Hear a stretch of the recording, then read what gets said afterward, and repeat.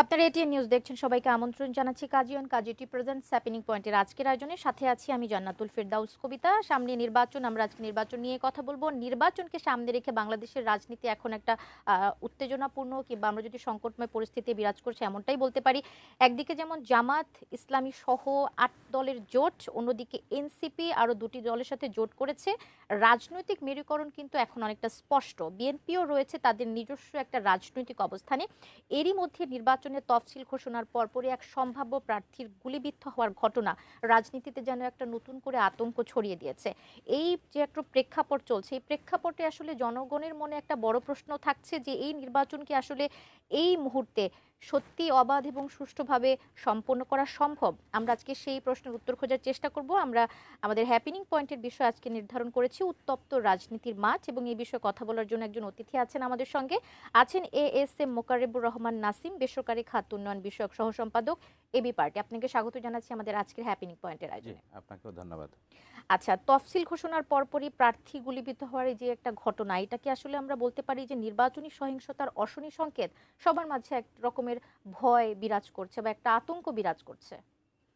ধন্যবাদ আপনাকে। আমরা বাংলাদেশের মানুষ অনেক সতর্ক, কনসাস, সিরিয়াস, যেটাই বলি না কেন। আপনি বলছেন যে আমাদের একজন সম্ভাব্য এমপি পদপ্রার্থী তিনি আহত হয়েছেন এবং খুবই কষ্টদায়কভাবে আহত হয়েছেন, আমরা সবাই জেনে গেছি।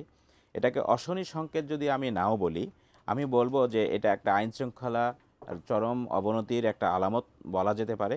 এবং এই ক্ষেত্রে আমাদের সামনে সতর্ক হওয়ার উচিত ছিল যে একজন ঢাকার মতো সিটিতে, তাও সেদিন ছুটির দিন ছিল, শুক্রবারের দিন, লোকজন নাই, ফাঁকা ফাঁকা রাস্তার মধ্যে গুলি করা হয়েছে এবং এমন মর্মান্তিকভাবে গুলি করা হয়েছে যেটা সাধারণ মানুষের পক্ষে গুলি করা সম্ভব না। এটা আমরা অনেক মনে করতেই পারি, যেটা একেবারে খুবই পরিকল্পিত এবং প্রশিক্ষিত লোক। এবং আপনি খোঁজ নিয়ে দেখবেন যে যারা বিভিন্ন বাহিনীতে জব করেছেন, অবসরে গেছেন, তাদের সাথে আলাপ করে দেখবেন যে তারাও একজন রানিং অবস্থায় গুলি করাটা অনেক সিরিয়াস একটা কাজ এবং অনেক প্রশিক্ষিত একটা ব্যক্তির এখান থেকে রয়েছে। প্রশিক্ষণ না থাকলে আসলে এইভাবে একদম গুলি করাটা সম্ভব না। আমি এই ক্ষেত্রে আজকে আপনাদের মাধ্যমে আমি গোটা সরকারকে এবং জাতিকেও মেসেজ দিতে চাই যে এই ধরনের একটি প্রশিক্ষিত বাহিনী যদি আমাদের দেশে ঢুকেই পড়ে, তাহলে আগামী দিনে কিন্তু অনেকের জন্যই বিষয়টি সতর্কতা বহন করে। এবং এটাকেও এক অর্থেও আমরা বলতে পারি যে অশনি সংকেত যদি নাও হয়, এটা আইন শৃঙ্খলার যথেষ্ট অবনতি হয়েছে বলে আমি মনে করব।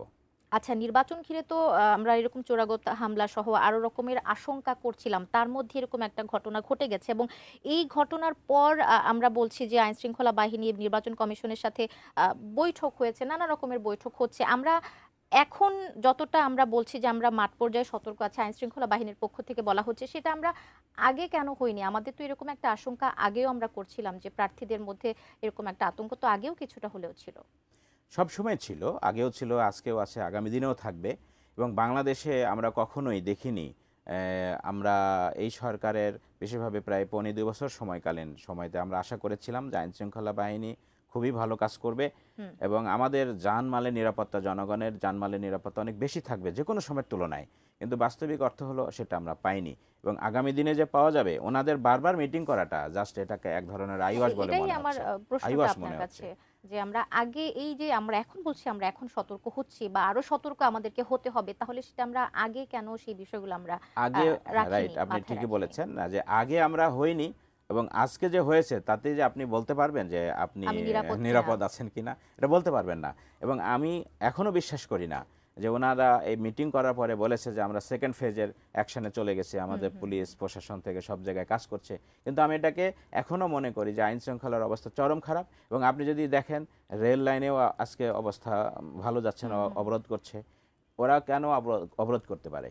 আপনি পৃথিবীর কোন দেশে ধরনের আক্রমণ করে, সরকারকে বিব্রত করে, জনগণকে জিম্মি করে কোনো কিছু আদায় করার প্র্যাকটিসটা কোথায়? আজ ১.৫ বছরে তো আমরা কিছুই শিখলাম না। এবং এইটাও আমি মনে করি না যে এই মিটিংয়ের পরে আইন শৃঙ্খলার উন্নতি হয়ে গেছে রাতারাতি, আর কোনো ঘটনা ঘটবে না, আমি এটা মনে করি না। আচ্ছা, যেটা একটু বলতে চাই যে এখন যে জোট রাজনীতি, এটা কি আসলে উত্তেজনাটা আরো বাড়িয়ে দিচ্ছে? আমরা দেখছি বিএনপি এককভাবে অবস্থান নিয়েছে, জামাত ইসলামী ৮টি দলের সাথে জোট করেছে, এনসিপি আরো ২টি দলের সাথে জোট করেছে। এই ব্যবস্থাটা কি আসলে এই যে নতুন নতুন জোটগুলো হচ্ছে, এটা কি আসলে উত্তেজনাটা আরো বাড়িয়ে দিচ্ছে? জোট যখন হয় তখন তো শক্তির ক্ষেত্রে প্লাস মাইনাস কিছু হয়ই, হয়তো বৃদ্ধি পাবে সবার ক্ষেত্রেই। বিএনপিও জোট করতেছে, বাংলাদেশে তারা বড় একটি ভোটের মালিক হবার পরেও তারা জোট করছে। জামাত ইসলামী বাংলাদেশের একটা লার্জেস্ট পার্টি পলিটিক্যাল, তারাও জোট করেছে, 8 দলীয় জোট করেছে। এই জোটটা তারা বলছে এটা সরাসরি ভোটের জোট না, এটা রাজনীতির একটা কৌশল মাত্র। এই কৌশলের কথা সবাই বলছে, এবং এবি পার্টি, এনসিপি সহ রাষ্ট্র সংস্কার আন্দোলন নিয়ে যে ত্রিদলীয় জোট হয়েছে সেটিও একই ধরনের। তো সব মিলিয়ে আপনি যেটা বলছেন যে আমাদের উত্তেজনা বাড়াচ্ছে কিনা, অবশ্যই উত্তেজনা বাড়াচ্ছে। সেই সাথে স্থানীয় পর্যায়ে আমাদের যে নেতাকর্মীরা তারাও কিন্তু অধৈর্য হয়ে, অসহনীয় হয়ে বিভিন্ন বক্তব্য দিচ্ছে, তাতে করে কিন্তু বিভিন্ন পর্যায়ে বিভিন্ন নির্বাচনী এলাকাগুলোতে আরো বেশি উত্তেজনা বিরাজ বাড়াচ্ছে। করছে। আচ্ছা, ঠিক আছে, এই যে আমরা সহিংসতার আশঙ্কা করছি, এই রকমের আশঙ্কা যদি আমাদের মধ্যে আরো ভয় ভীতির জন্ম দিয়ে থাকে, তাহলে ভোটার উপস্থিতি কি কমে যাবে বলে আপনি মনে করছেন? ভোটার উপস্থিতি যদি কমে যায়, তাহলে নির্বাচনের ফলাফল কতটা গ্রহণযোগ্য হবে? আমরা একটু ছোট করে জানতে চাই, আমরা একদম শেষের দিকে আমাদের প্রোগ্রামের। অবশ্যই আমি মনে করি যে ভোটার উপস্থিতি কমে যাওয়ার সম্ভাবনা রয়েছে। যখনই এত কিছু হবে, জোট হবে, বিভিন্ন রকম চাপ সৃষ্টি হবে, এবং আওয়ামী লীগের যারা ভোটার আছেন, আমার কাছে এটুকু কিছু তথ্য আছে যে সরাসরি তারা যদি ভোটে না যান, তারা চাইবে যে ভোটের উপস্থিতি কমে যাক এবং এটা আন্তর্জাতিকভাবে তারা দেখাক। সুতরাং এটা একটা সম্ভাবনা রয়েছেই। আপনাকে অনেক ধন্যবাদ, আমাদের এই আয়োজনে আপনি এসেছেন, যুক্ত হয়েছেন, আপনার কথা আমরা জানলাম। অনেক ধন্যবাদ। ধন্যবাদ আপনাকেও। দর্শক, হ্যাপেনিং পয়েন্টের আয়োজন আজকে এই পর্যন্তই ছিল। রাজনীতির মাঠ নিয়ে আমরা কথা বলছিলাম, নানা রকমের বিষয়, নতুন নতুন জোট হচ্ছে, সবকিছু মিলে আসলে এখন কেমন যাচ্ছে, তাছাড়া তফসিল ঘোষণার পরপর এরকম একটা আতঙ্কজনক ঘটনা সবার মধ্যে এক রকমের ভয়ের জন্ম দিয়েছে। আমরা সবকিছু মিলে আজকে কথা বলছিলাম। আজকের মতো হ্যাপেনিং পয়েন্টের আয়োজন এখানেই শেষ করছি। ভালো থাকবেন, সুস্থ থাকবেন, এটি নিউজের সঙ্গেই থাকবেন।